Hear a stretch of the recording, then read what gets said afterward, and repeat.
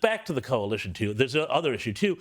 On the messaging, they have lost the fight on cost of living, because if you look at the polling, the most recent, I think it was News poll, on who voters think would do a better job with the cost of living. This is astonishing. This is astonishing. Labor now has the advantage. And not only that, Labor has also the advantage on who do you think will be better for cutting your taxes. Yes. And this is just obscene that the coalition has surrendered this ground. And they actually think, I mean, like Joel Fitzgibbon had a great piece in The Australian on the weekend, and he said that, the coalition lost this when they opposed the Albanese tax cut. They should have gone and said, yeah, we'll see your tax cut and we'll raise it. Raise you. You know? That's not a tax cut. This is a tax cut. Excise, the fuel excise. And yes, the fuel excise will put more money in the pockets of the average Australian.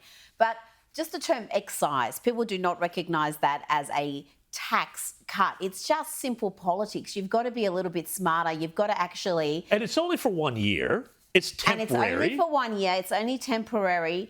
And there are so many huge issues in the country right now that the coalition could have made this election into a referendum. We talked about immigration policy before, the 500,000 we've had come in per annum in recent years. You could have made it on that. You could have made it on energy. You could have made it on this is going to be a referendum on whether you want to prioritise emission targets and renewables, or whether you want to prioritise the cheapest, most reliable form of energy we have, which is fossil fuels, coal, gas. We're sitting on hundreds of years of reserves. We could actually utilise that to provide our people with cheap energy instead of some of the highest costs in the world.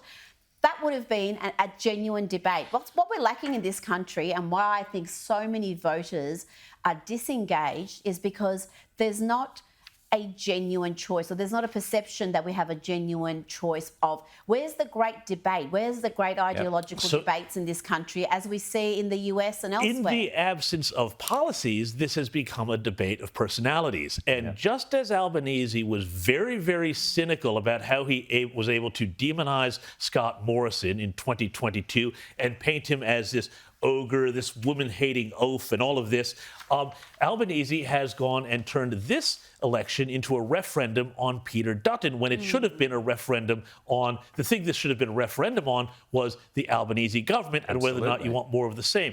But because there's been so little messaging, so little policy, and just simply saying, oh, well, power prices have gone up, energy prices have gone up, food prices have gone up, everything's gone up, but no sort of real sense of what they're going to do about it, they've allowed this to become a referendum on Peter Dutton, which is a complete category error, I think, for the coalition and for their campaign. But at the same time HQ. as making it a referendum on Peter Dutton, they've deprived themselves of virtually every topic on which they could come out and actually have a fight.